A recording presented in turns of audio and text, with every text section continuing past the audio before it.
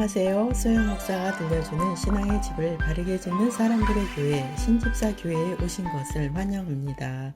오늘 말씀은 잠언 6장 2강 잠언 6장 20에서 35절의 말씀을 중심으로 전하겠습니다. 하나님의 교훈은 온 세상에 퍼져 있습니다. 하나님의 교훈은 사람의 양심 안에 있습니다. 참된 교훈을 사모하고 또 사모하고 듣고자 귀를 기울이는 사람들은 들을 수 있습니다. 온 세상에 퍼져 있는 말씀이란 지금은 주의 사역자들이 증거한 말씀을 미디어를 통해서 언제든지 들을 수 있는 시대가 되었습니다. 그래서 누구든지 하나님 앞에 갔을 때 핑계할 수 없습니다. 성령님의 인도를 받아서 지금 말씀을 듣게 되신 분들은 거룩한 복에 참여하신 것입니다. 이 시간 하나님께서 주시는 말씀의 음성을 듣는 시간이 되시기를 바랍니다. 1번 건전한 가정은 훈계의 권위가 살아 있습니다. 잠언 6장 20에서 23절 내 아들아 내 아비의 명령을 지키며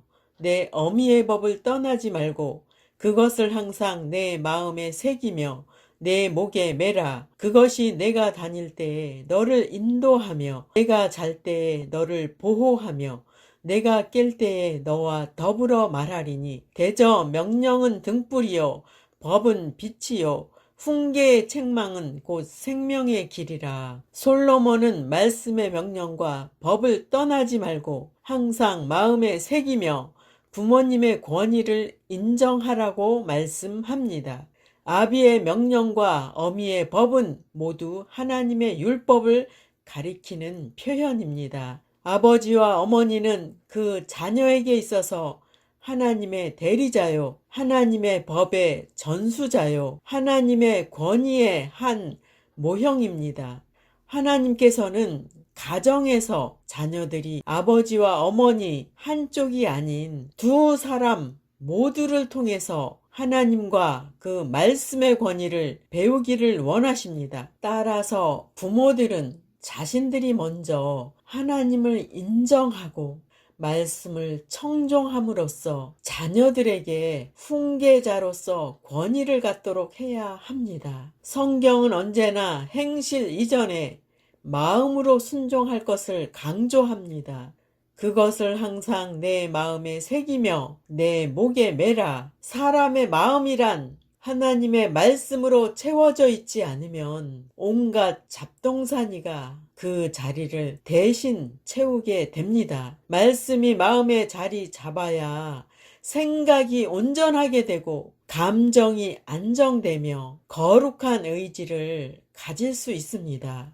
말씀이 마음에 있는 사람은 부모가 그의 곁에 함께하지 못할 때도 말씀이 그를 인도할 것입니다. 다닐 때도 잘 때도 깰 때도 라는 표현들은 모든 상황에서 함께 한다는 사실을 강조하는 것입니다. 우리는 우리의 삶에서 매 순간 생각과 의지를 갖고 선택해야 합니다. 그래서 어떻게 해야 바른 선택을 하고 인생길에서 실수하지 않을까를 고민할 때가 많이 있습니다. 말씀의 지혜는 인생길에서 올바른 판단을 하는 기준이 됩니다. 그리고 말씀은 유혹의 순간에는 책망을, 고난의 순간에는 격려와 위로의 역할을 하며 무엇을 해야 할지를 밝혀주는 등불이 됩니다. 우리가 자녀를 아무리 사랑해도 부모는 끝까지 함께 할 수 없으며 그들의 인생을 대신 살아줄 수도 없습니다. 그러나 부모와 자녀에게는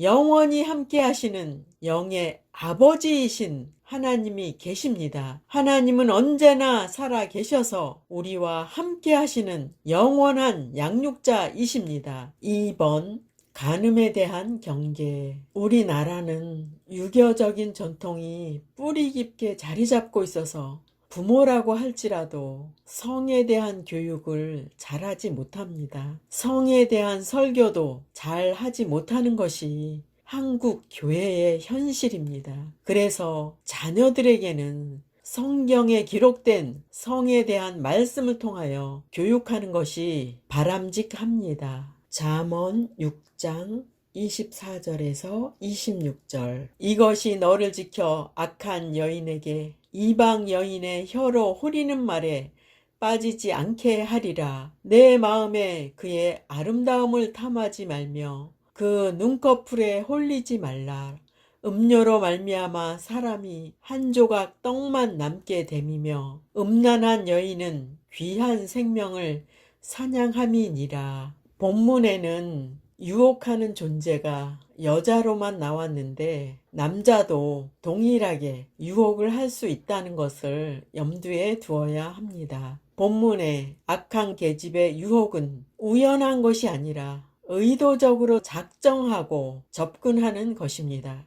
때문에 그들의 접근 방식은 매우 교활하고 은밀한데 이를 가리켜 본문은 호리는 말이라고 묘사합니다. 즉 그들의 의도가 악하거나 교활하다는 것이 느껴지지 않을 만큼 우호적으로 접근할 뿐 아니라 또 그를 따르면 큰 기쁨을 얻게 될 것이라는 기대를 갖게 만든다는 것입니다. 그러나 그들의 호의는 꾸며낸 것이고 그들의 유혹은 거짓에 기초해 있습니다. 그리고 그 배후에는 사탄이 있다는 것을 기억하십시오.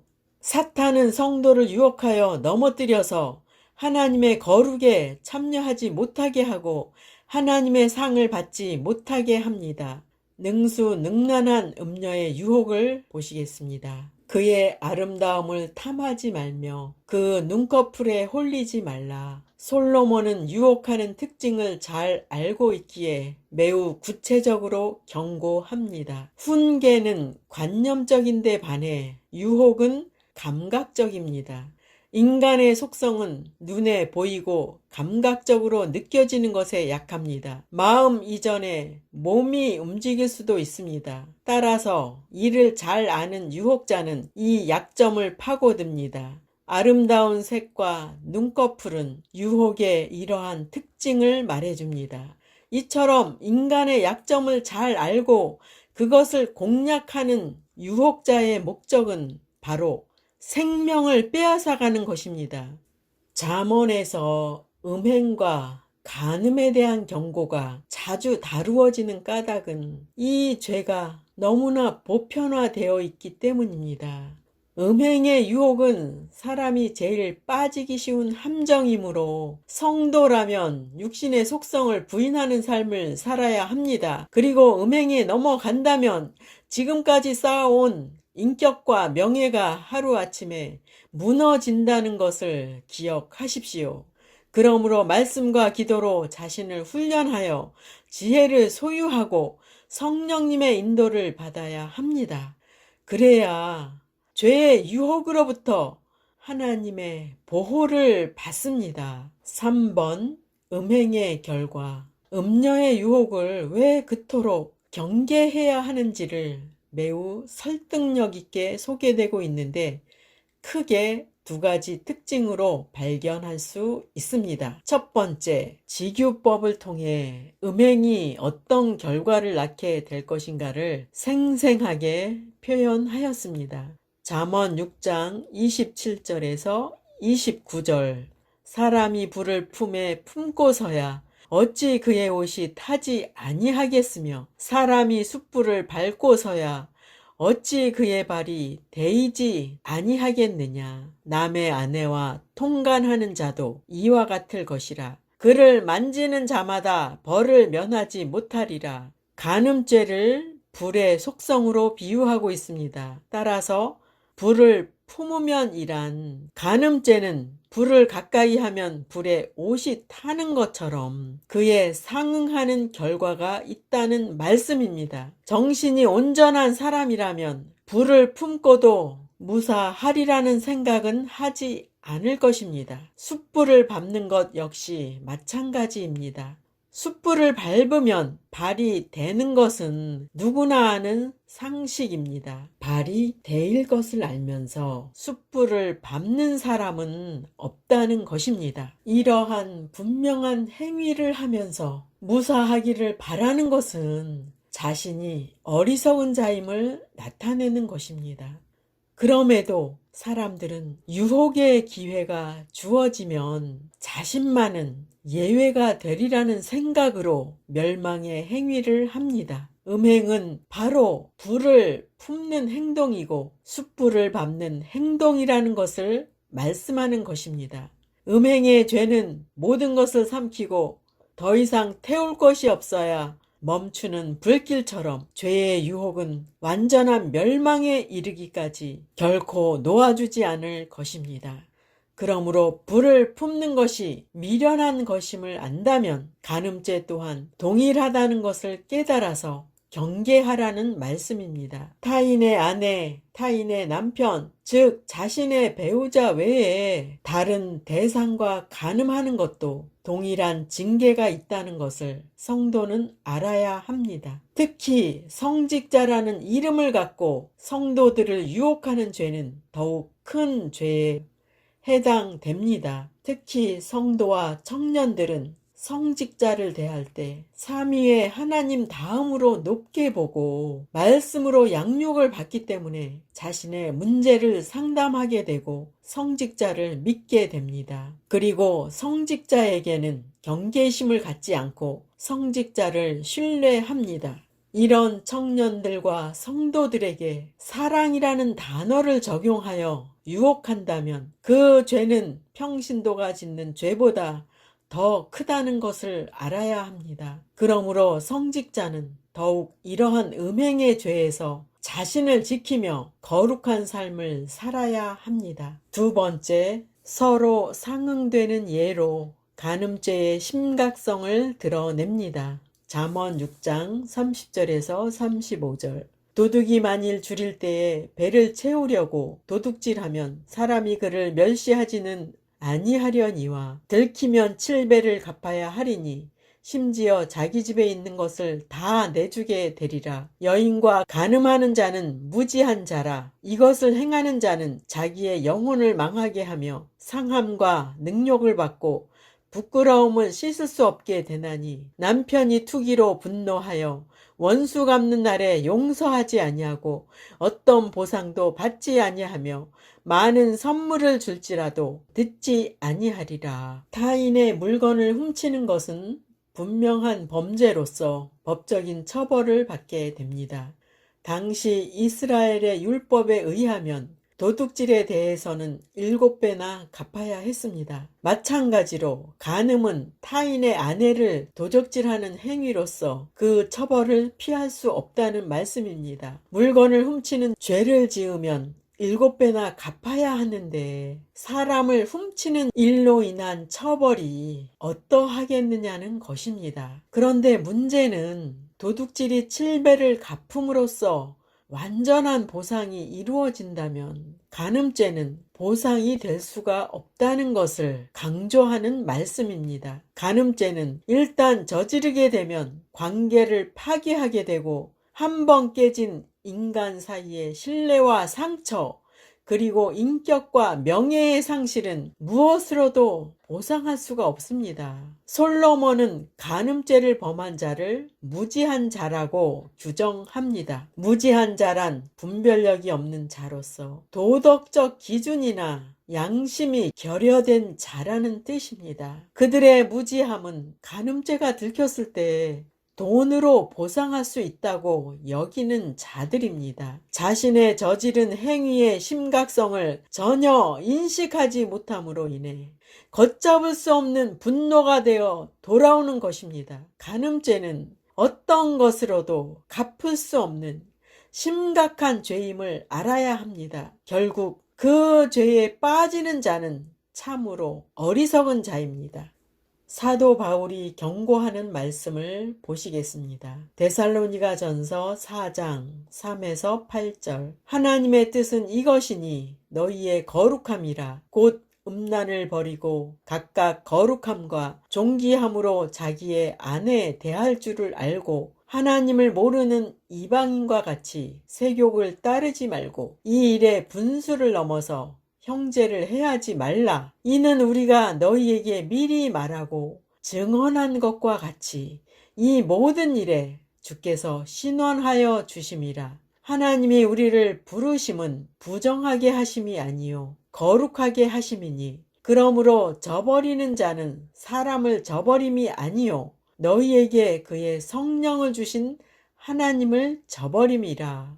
본문에서 하나님의 명령은 하나님의 뜻은 이것이니 너희의 거룩함이라고 말씀합니다. 거룩이란 따로 구별되었다는 의미입니다. 즉 성도는 세상에서 구별되어진 사람인데 도덕적으로는 성결한 삶을 살아야 한다는 의미입니다. 1번 거룩함이란 음란을 버리는 것입니다. 음란이란 모든 종류의 부도덕한 성적 행위로 간음, 혼전성교, 동성연애, 그 외의 정도에서 벗어난 성적 행위를 말합니다. 믿는 자는 자신의 몸을 부도덕한 사람에게, 즉 매춘부나 부도덕한 이웃에게 허용해서는 안 됩니다. 믿는 자의 몸은 그리스도의 것입니다. 육신의 정욕은 십자가에 못 박고 성령의 전으로 거룩하게 사용해야 한다는 뜻입니다. 2번 거룩함이란 자신의 몸과 배우자를 거룩함과 존귀하게 대해야 합니다. 믿는 자가 자신과 배우자의 몸을 등한히 여기거나 무시하거나 혹사시킬 수 있습니다. 그로 인해 유혹을 받게 되는 일이 일어날 수 있으며 배우자를 불충실하고 부정한 자로 만드는데 상당한 영향을 줄 수도 있습니다. 믿는 자가 음란한 일에 연루되어 주님과 자신의 배우자와 가족들과 자기 자신에게 씻을 수 없는 깊은 상처를 남길 수 있다는 것을 알아야 합니다. 믿는 남편과 아내는 서로를 거룩함과 존귀함으로 대할 때 자신을 지킬 수 있습니다. 3번 거룩함이란 세욕에 대해 대항하는 것을 의미합니다. 우리는 세욕과 싸워야 합니다. 세욕은 정욕에 사로잡혀 있음을 의미합니다. 정욕이 일어나기 시작하면 사람은 정욕의 노예가 되어버릴 수 있습니다. 정욕은 다음과 같은 것들입니다. 성에 대한 욕정, 음란 영화나 음란 글에 대한 욕정, 속이고 싶은 욕정, 노출에 대한 욕정, 성적 정보에 대한 욕정, 보고자 하는 욕정, 만지고자 하는 욕정, 부도덕하고 허황된 미디어를 보고자 하는 욕정 등입니다. 이러한 정욕은 이 세상에 속한 행위이지 하나님께 속한 행위가 아닙니다. 우리가 성결해야 할 4가지 이유가 있습니다. 1번 부도덕은 형제를 속이고 해합니다. 간음은 사람으로부터 그의 배우자를 또는 그의 가족을 훔치는 행위입니다. 남편으로부터 아내를 또는 아내로부터 남편을 빼앗아 가는 것입니다. 간음이란 행위는 그렇게 명백하고 그렇게 비참하며 그렇게 끔찍한 것입니다. 간음은 한 가족의 중요한 구성원 중 하나를 빼앗아 가는 행위입니다. 이것이 비극인 이유는 고통과 상처가 완전히 치유되지 않아서 마음에 남아있게 됩니다. 그리고 배우자에 대해 전적으로 헌신하고 순종하려는 마음에 갈등이 일어나게 됩니다. 이것이 바로 하나님께서 이혼을 허락하시는 이유입니다. 미혼자의 경우에도 간음을 저지를 때 똑같은 결과가 발생합니다. 결혼하지 않은 사람을 유혹하는 사람은 그의 미래의 배우자로부터 그의 마음과 애정, 생각과 성결함, 몸의 순결과 신뢰를 빼앗아 버리는 것입니다.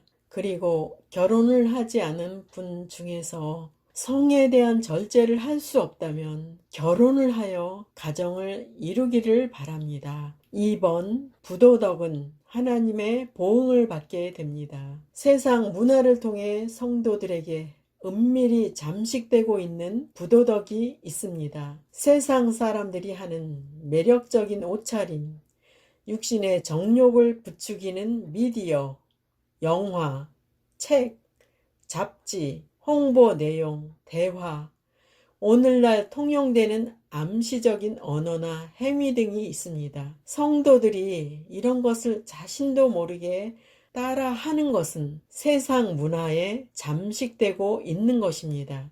우리가 살고 있는 부도덕한 것이 보편화되었다고 해도 하나님께서는 그 부도덕한 행동을 반드시 심판하신다는 사실입니다. 사회가 인간의 행동 규범들을 만드는 것이 아닙니다. 세상의 창조자는 하나님이시고 세상의 통치자도 하나님이십니다.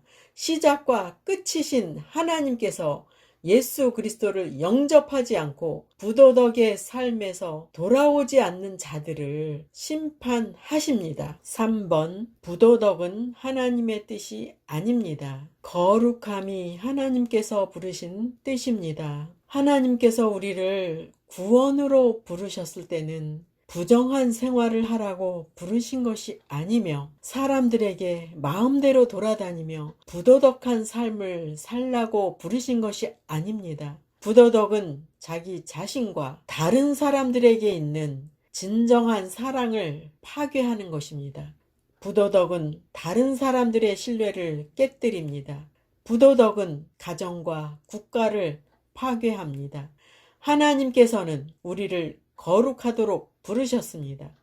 성도가 세상을 향해 나아가려면 거룩해야만 하며 그리고 가장 뛰어난 인격과 가정과 사회를 만들기 위해서 전적으로 따로 구별된 삶을 살아야 합니다. 4번, 부도덕은 하나님을 저버리는 죄입니다. 저버리다 라는 말은 거부한다는 뜻입니다. 어떤 사람들은 하나님의 명령이 시대에 뒤떨어진 말씀이라고 합니다. 그리고 족장 시대에 첩을 두지 않았느냐는 논리와 하나님 마음에 합한 다윗도 간음을 행하지 않았냐는 논리로 합리화합니다. 그러나 본문에서 말씀하는 내용을 주목하십시오.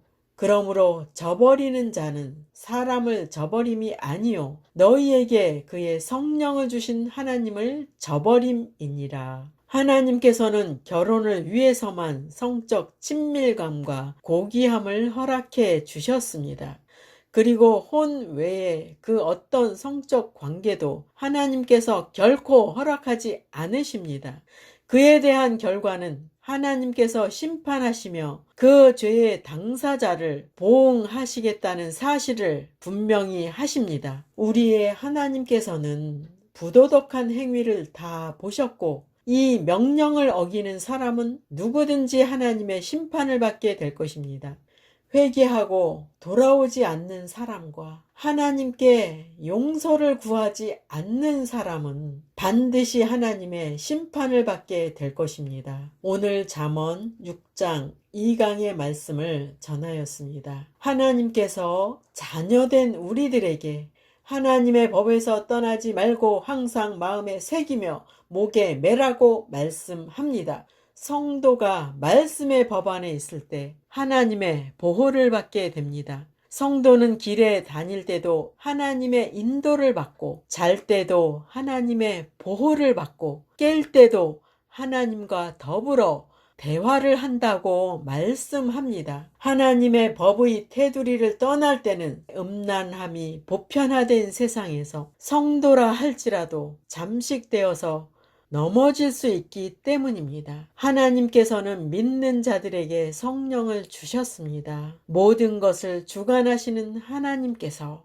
친히 우리 몸 안에 임재하신다는 말씀입니다. 그러므로 성도는 부도덕하고 우리의 삶을 파괴하는 이웃과 더불어 몸을 더럽혀서는 안 됩니다. 거룩하신 성령님께서 우리 안에 계십니다.